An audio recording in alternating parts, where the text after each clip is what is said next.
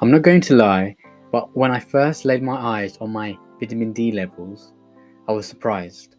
Not only was it noted sufficient, but hardly changed after consuming 360 eggs.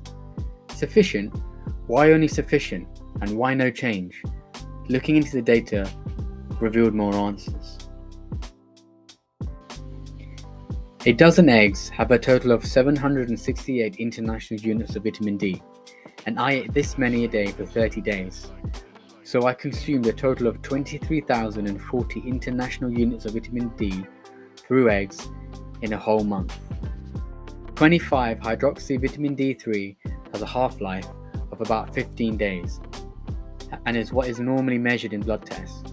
Half-life is the time required for a quantity to reduce to half of its initial value.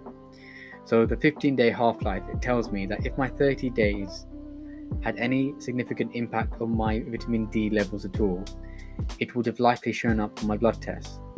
And so it's likely the eggs contributed very little here.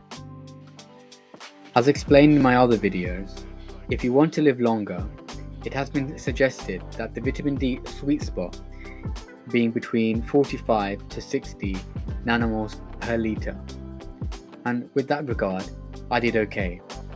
If you're serious about optimizing your vitamin D levels, the key isn't getting this through eggs, other food or supplements, but sunlight.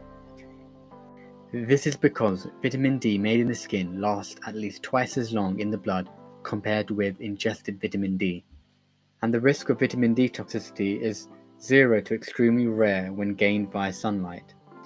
The only time sunlight may cause excessive vitamin D levels is when other fat-soluble vitamins like A and K, as well as potassium and magnesium levels aren't sufficient.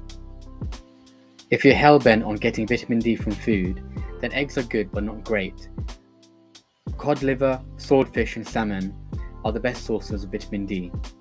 And remember that farm salmon has been noted to have a quarter of the levels of vitamin D than wild salmon. Eggs are great overall, good for vitamin D in particular, but in this instance, sunlight and other food sources are much better. To find out more about vitamin D, eggs, sunlight, and much more, go check out my Patreon. I go into this topic a lot deeper there.